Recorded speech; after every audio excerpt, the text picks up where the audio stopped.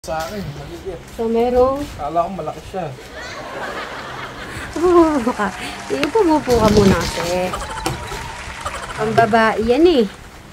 Sa'yo ka siya. Sa'yo ata ito. Magkano mo nabili yan? Ah, kasi... Sinabi mong butas-butas, may favorite talaga. Kaya pala sabi niya, may favorite ko daw. Favorite. Ang cute, no? Sa dali lang, nung in-order mo ba to, hindi ganito design? Yan talaga. Oh. Ah, sa picture? Oo, sa picture. Hindi. Siyempre, hindi ganito. Tingin ko muna. Tingnan ko muna. Alin? Yung picture. Butas-butas, kristal. Ang cute naman niya, kahit na ganito siya. Diba? Alam ko na sa susunod kayo na may butas-butas yung ano ko. Sabi ko, hindi ako susukang kanya. Parang sinalmot ng malaking tigre sa likod. Ano sabi? Natuwa ako sa sinabi ni Crystal. Ano sabi mo, Crystal? Sinalmot ng ganyang tigre sa likod. Siyempre, ano naman to? Naka-t-shirt pa naman. Parang style lang naman to. Santo ka na lang dito. Oo, pwede siyang ano. Di mo naman to susuotin na nakaganito lang. Parang pandobol lang. Ang cute. Ang cute kaya. Okay, sa online, ganyan. Wala siyang butas-butas. Dumating sa'yo, butas-butas. Pero gusto ko siya. Para sa akin talaga siya, Bri. Para sa akin. Ganda naman yung tela niya eh. Gusto ko nga yung pagka-design niyang ano eh. Design siya ng sadya. Hindi yung butas matibay yung mukha eh. Oo, kaya. Nylon eh. Di ba? Maganda. Ayun, kita si Crystal. Hindi, nagustuhan ko. Gusto ko. Ako na Kinalmot ng malaking puso. Hindi siya, hindi naman siya palalaki. Ang babae.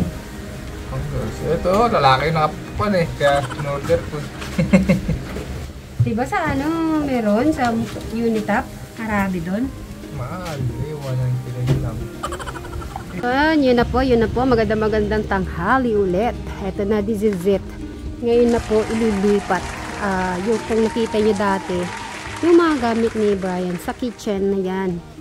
Ito na yung tamang panahon na ililipat niya na sa bodega. Ayun na po. May sabi ko na po sa inyo eh.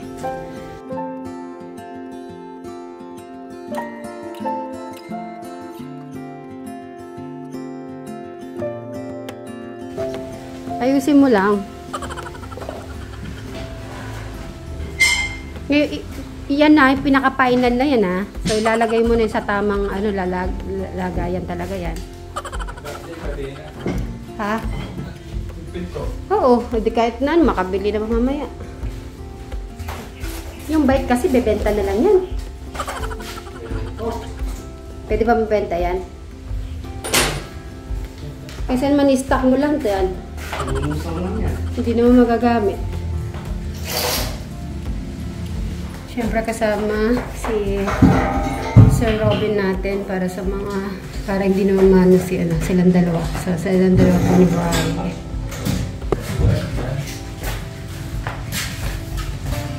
Yan, yung po yan ang hand tractor. Yung mga hand tractor yan, sama-sama mo yung gamit niyan. And I'll never understand how you saw it coming. Oh, but I will love you for it all. Yeah, I will love you for it all. Nakisama na po si Madam Sharen.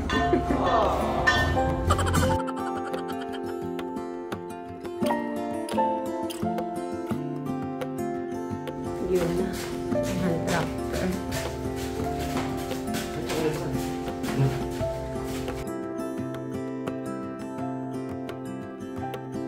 It is hard to share my thoughts.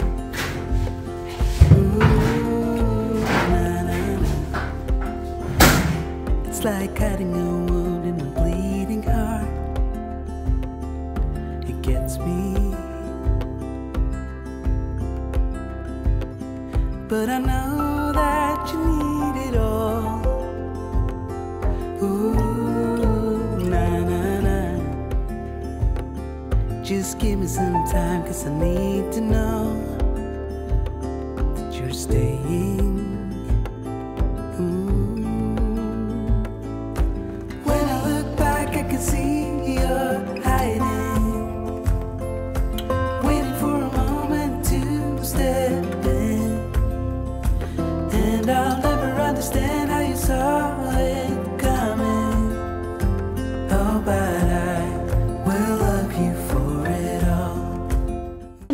maraming salamat.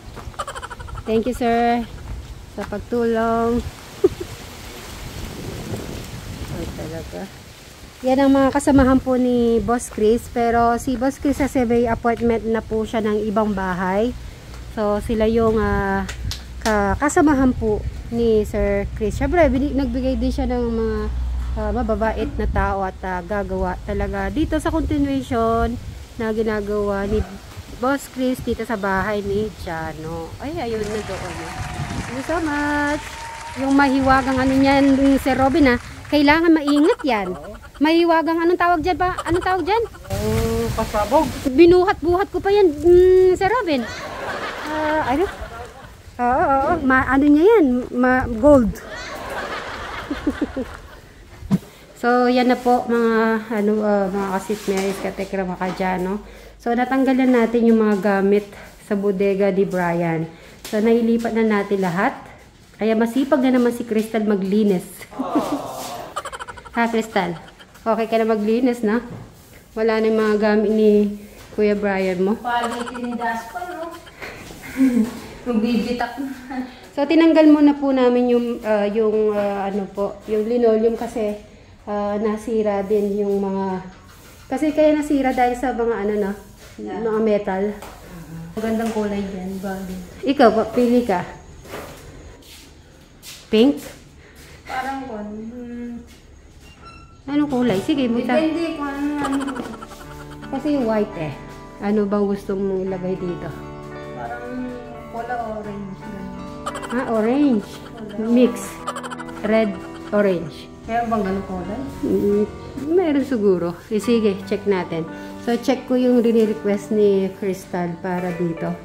Kasi tinanggal na namin kasi nagsira-sira na din po Ano ba yung in-order mo na yan?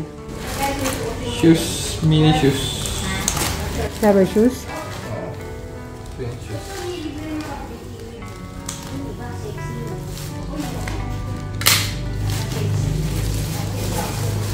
Sa dalawang klase na naman shoes yun. Sa order na lang.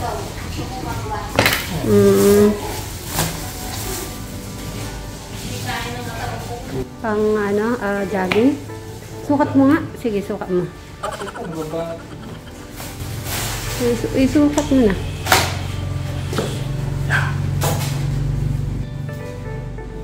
$44 ba yan? Oo. Ano ba ba? Kasha.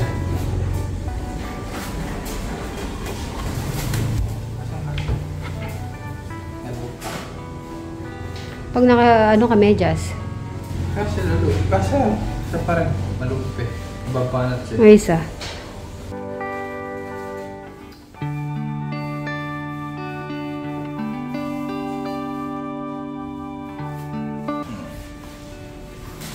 Yan. Jogging na. Jogging si Miming. Ganda ba lang? Okay naman.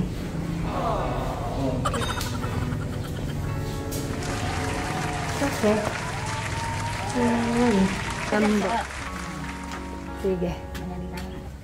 So, silipin na natin ang final ng kanyang bodega. Nailak mo na ba? Parang Ay, gas, Ay, open mo ulit. Sige. Tsaka yung bike. Sige, Sir Robin. Open mo ulit. Ay, nakakadena na. Sure. Grabe naman yan. Wala. Talagang wala makakuha. Okay. Yan naman ang yung iba pang gamit. Yung bike set. Kasya pa naman, di ba? O, lagay mo na doon. Sige, pasok mo na. Tignan mo kung open nila may magnanakaw. Maingay, Brian. Maririnig mo agad. Okay. Sakit po sa tenga. Maririnig. Kaya matatakot po yung magnanakaw. Kasi maingay po siya. Okay. Isa na lang. Yung bike, yung matabang bike ni Eric at hindi pa nagagamit ni Eric yan. Kailang, hindi ko alam kung kailan gagamitin ni Eric tong bike na to.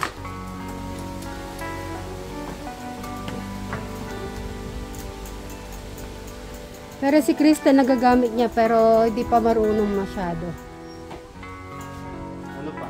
Okay na? Wala nang ipapasok? Ano yung isang bike? Baka Ay, sama mo na pa rin yung ibang bike. hindi kaya gagamitin ito. Hindi naman siguro. Pasok mo na rin yan. Kadaan dyan.